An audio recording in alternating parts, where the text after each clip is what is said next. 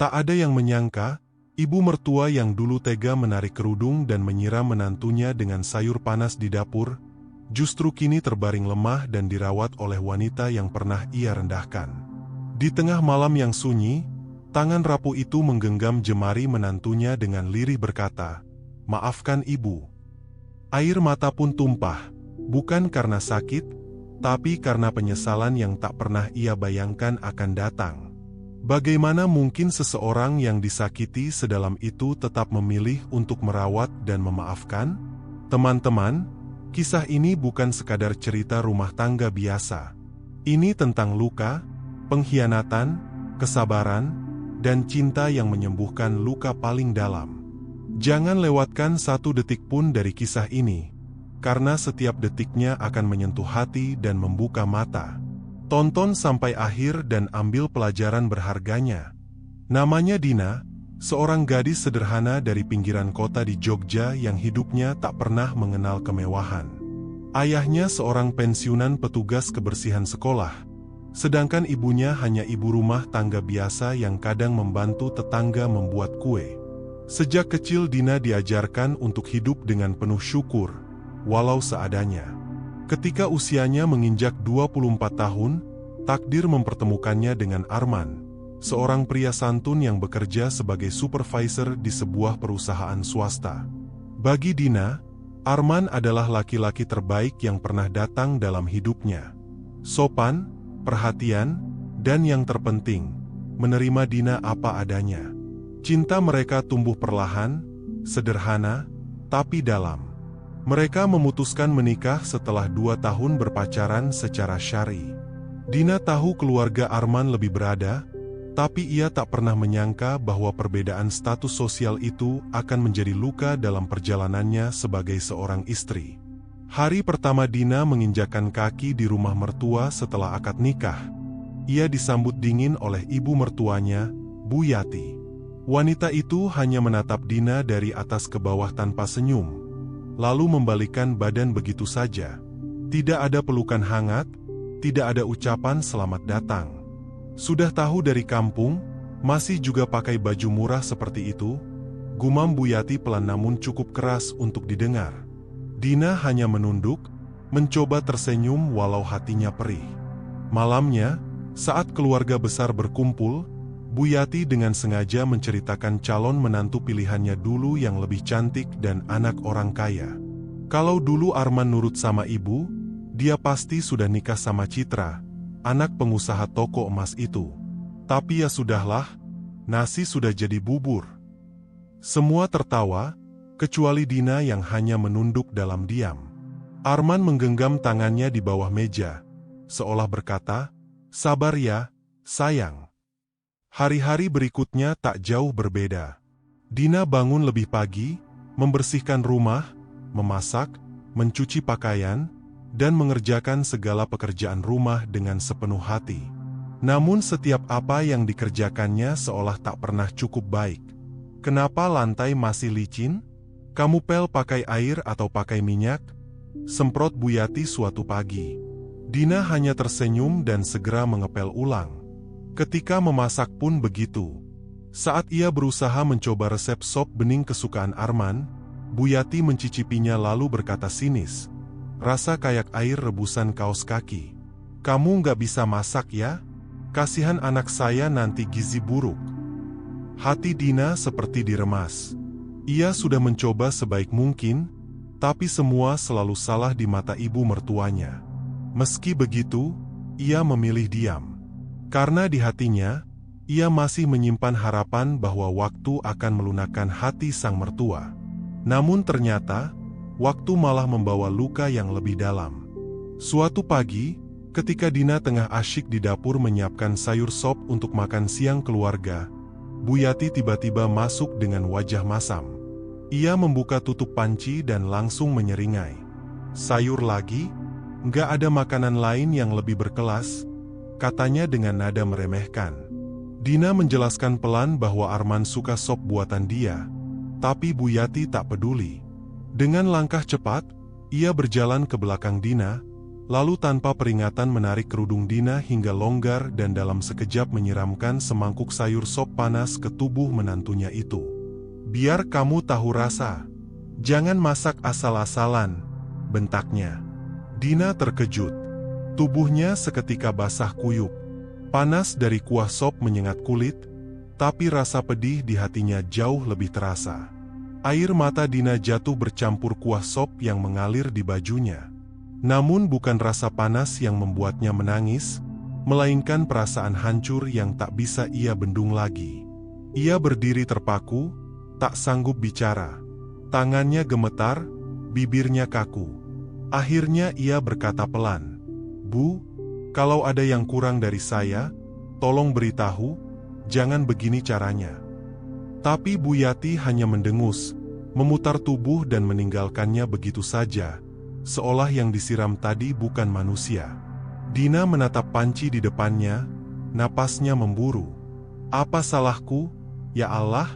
bisiknya lirih. Tapi meski hatinya retak, Dina tetap menyeka air matanya, merapikan kerudung, dan melanjutkan masakan yang tumpah. Ia tetap berdiri di dapur itu, karena ia tahu, bukan harga diri yang ia perjuangkan, tapi cinta dan niat baik yang tak pernah dihargai. Arman pulang dari kantor lebih cepat sore itu. Seorang pembantu rumah tangga yang sejak lama sudah bekerja di rumah itu menyambutnya dengan wajah cemas. "Mas Arman, tadi ibu marah-marah lagi sama Mbak Dina. Mbaknya disiram sayur sop," ucapnya pelan. Arman terkejut, matanya langsung menajam. Ia meletakkan tas kerjanya dan langsung menuju dapur. Di sana, ia menemukan Dina tengah duduk di kursi kecil sambil membersihkan lantai. Pakaiannya basah, rambut di bawah kerudungnya tampak lepek, dan tangan kirinya sedikit memerah. "Dina, ini kenapa?" tanya Arman sambil menahan amarahnya. Dina mendongak dan tersenyum kecil. "Gak apa-apa, men. Cuma kecipratan sop, sedikit aja." Suaranya berusaha tenang, tapi Arman tahu ada kesedihan dalam benaknya. Ia lalu berjongkok dan memegang tangan istrinya. "Kamu kenapa nggak bilang ke aku dari dulu? Kenapa kamu tahan semua sendiri?" Dina menjawab lirih, "Karena aku nggak mau kamu jadi kecewa pada ibumu sendiri." Malam itu, mereka berbicara lebih lama di kamar. Dina bersandar di bahu Arman, dan menceritakan semua yang ia rasakan. Dari sindiran kecil, hinaan, sampai kejadian hari ini. Ia tidak marah, tidak menyalahkan, hanya lelah. "Aku sayang kamu, men, tapi aku takut aku nggak kuat kalau begini terus. Aku takut suatu hari aku meledak dan jadi menantu durhaka," katanya dengan mata yang basah. Arman menarik Dina ke dalam pelukan, memejamkan mata dengan napas yang berat. "Aku janji akan bicara dengan ibu. Kamu nggak sendirian. Tapi tolong, tetap bertahan. Aku butuh kamu," ucap Arman dengan suara penuh rasa bersalah. Dina mengangguk. Ia tahu Arman berada di antara dua cinta. Cinta kepada ibu, dan cinta kepada istri. Tapi ia juga tahu, jika ia menyerah sekarang, semua perjuangannya akan sia-sia. Hari-hari selanjutnya, Dina bangun lebih pagi dari biasanya. Ia menyibukkan diri bukan sekadar untuk menghindari Bu Yati, tapi karena ia punya tekad baru, memperbaiki dirinya, termasuk dalam hal memasak. Setiap malam ia mencatat resep, menonton tutorial, bahkan diam-diam menghubungi teman lamanya, Mia, yang sekarang membuka kelas memasak daring. "Aku ingin belajar masak yang enak banget, yang bisa bikin mertua aku diam," kata Dina sambil tertawa kecil saat video call. Mia mengangguk penuh semangat, "Kamu bisa, Din. Kamu bukan orang bodoh, kamu cuma perlu waktu." Setiap pagi Dina mencoba resep baru. Rendang, sup buntut, ayam woku, dan lain-lain. Ia terus mencoba meski kadang gagal. Bahkan ketika Bu Yati mencibir, "Masak apalagi itu? Jangan sampai bikin orang sakit perut." Dina tetap sabar, tetap menahan lidahnya. Karena ia percaya, usaha tak akan mengkhianati hasil. Sampai suatu hari, Arman mengabari bahwa ia akan mengundang beberapa kolega dari kantor untuk makan malam di rumah. Dina langsung bersiap, ini momen besar. Ia menghidangkan 5 jenis masakan. Sop buntut, ayam bakar madu, sambal matah, urap sayur, dan es kelapa cincau untuk penutup. Para tamu datang dan langsung disambut oleh aroma menggoda dari dapur. Mereka duduk dan mulai mencicipi makanan yang sudah tertata rapi. Luar biasa. Ini masakan restoran bintang 5, seru salah satu tamu dengan kagum. Yang lain mengangguk setuju, bahkan ada yang minta tambah. Bu Yati, yang duduk di sudut ruangan, hanya diam. Matanya melirik ke arah menantunya yang dengan cekatan menyajikan piring tambahan. Ia tak percaya menantu yang dulu ia hina, kini membuat semua tamu terkesan. Tapi gengsinya terlalu tinggi untuk mengucap satupun pujian. Setelah para tamu pulang, Arman memeluk Dina dengan bangga. Kamu luar biasa, sayang. Mereka semua suka masakan kamu. Dina tersenyum, tapi matanya mencari satu hal yang tak ia temukan sejak tadi. Pengakuan dari Bu Yati. Ketika ia tengah merapikan meja makan, Bu Yati masuk ke dapur dan memandang piring-piring kosong. Ia tak berkata banyak, hanya bertanya dengan dingin, "Kamu belajar masak dari mana?" Dina menoleh dan menjawab pelan, "Saya belajar sendiri, Bu. Saya cuma ingin ibu bisa menikmati masakan saya." Tak ada senyum, tak ada anggukan dari Bu Yati. Tapi untuk pertama kalinya, ia tidak mengeluarkan kalimat pedas atau meremehkan. Dina tahu, mungkin ini awal dari pintu hati yang mulai terbuka. Mungkin tidak sekarang, tapi suatu hari nanti, luka ini akan sembuh. Bukan karena waktu, tapi karena cinta yang terus dirawat meski berkali-kali diinjak. Waktu terus berjalan. Dina tetap menjalankan perannya sebagai istri dan menantu dengan sepenuh hati, meski luka-luka kecil dari masa lalu masih membekas di hatinya. Namun satu hal yang membuat Dina bertahan adalah keyakinannya bahwa kebaikan akan menemukan jalannya. Suatu malam, saat hujan deras mengguyur kota, Bu Yati jatuh sakit. Suhu tubuhnya tinggi, menggigil, dan wajahnya pucat. Arman sedang dinas luar kota. Dina panik, tapi ia tak membuang waktu. Ia membuatkan bubur hangat, menyiapkan kompres, dan menuntun ibu mertuanya ke kamar. "Bu, tenang ya, saya ada di sini," katanya lembut sambil memeluk tubuh Bu Yati yang gemetar. Entah kenapa malam itu, gengsi Bu Yati melebur. Ia tak menolak dipeluk. Ia bahkan membiarkan Dina mengusap dahinya dengan handuk basah. Di balik suara hujan yang deras di luar jendela, Bu Yati membuka matanya dan menatap menantunya. Untuk pertama kalinya, tidak dengan kebencian. Malam itu Bu Yati sempat mengigau. Dalam gumamannya, ia menyebut nama almarhum suaminya. "Pak, kalau dia bukan dari keluarga miskin, aku pasti lebih mudah menerimanya." Dina yang mendengar gumaman itu hanya tersenyum tipis. Ia tidak marah. Ia justru semakin mengerti bahwa selama ini yang membuat Bu Yati keras bukan karena dia jahat, melainkan karena luka batin dan standar hidup yang begitu tinggi akibat masa lalunya. Setelah Bu Yati tertidur, Dina duduk di samping tempat tidur sambil memegang tangan ibu mertuanya. Air matanya menetes, bukan karena sedih, tapi karena perlahan ia bisa merasakan ada celah kecil di hati Bu Yati yang mulai terbuka untuknya.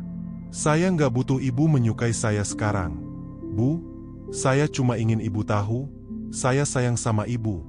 Saya cuma ingin jadi bagian keluarga ini," bisik Dina perlahan. Esok harinya, Bu Yati merasa tubuhnya lebih baik.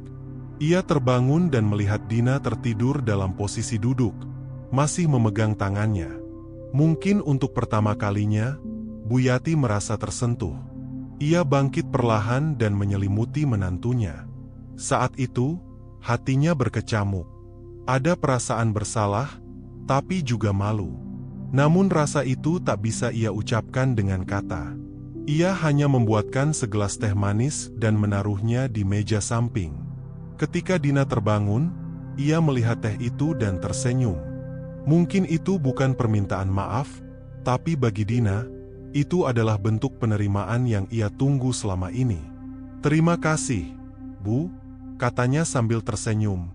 Bu Yati hanya mengangguk pelan, masih menjaga raut wajahnya agar tetap tegar, meski hatinya mulai mencair.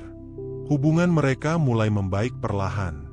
Dina kini lebih sering diajak bicara, meski kadang obrolannya masih seputar hal-hal kecil. "Besok kamu coba masak rawon ya, itu makanan kesukaan bapaknya Arman dulu," kata Bu Yati suatu siang. Dina mengangguk, dan hari itu ia memasak rawon dengan bumbu yang sempurna. Ketika mereka makan bersama, Bu Yati untuk pertama kalinya berkata, "Ini enak." Satu kalimat itu membuat dada Dina penuh haru. Ia menahan air mata agar tak jatuh di depan Bu Yati. Ia ingat, dulu dirinya disiram dengan sop karena dianggap tak becus memasak. Kini, wanita yang sama memujinya. Bukan karena masakannya sempurna, tapi karena hatinya yang tak pernah menyerah. Suatu malam, ketika mereka duduk di ruang keluarga, Bu Yati tiba-tiba berkata lirih, "Dina, Ibu minta maaf ya, dulu Ibu terlalu keras. Ibu takut Arman sengsara, makanya Ibu nggak bisa terima kamu. Tapi sekarang Ibu lihat, kamulah yang jaga Arman, jaga rumah ini, dan bahkan jaga Ibu." Dina tak bisa menahan air matanya. Ia mendekat, memeluk ibu mertuanya erat. "Saya juga minta maaf kalau banyak salah, Bu. Saya cuma pengin jadi istri dan menantu yang baik." Tangisan kecil pecah malam itu.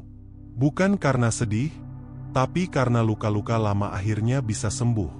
Bukan dengan balasan dendam, tapi dengan cinta, ketulusan, dan kesabaran yang tidak pernah menuntut pengakuan. Dina telah membuktikan satu hal.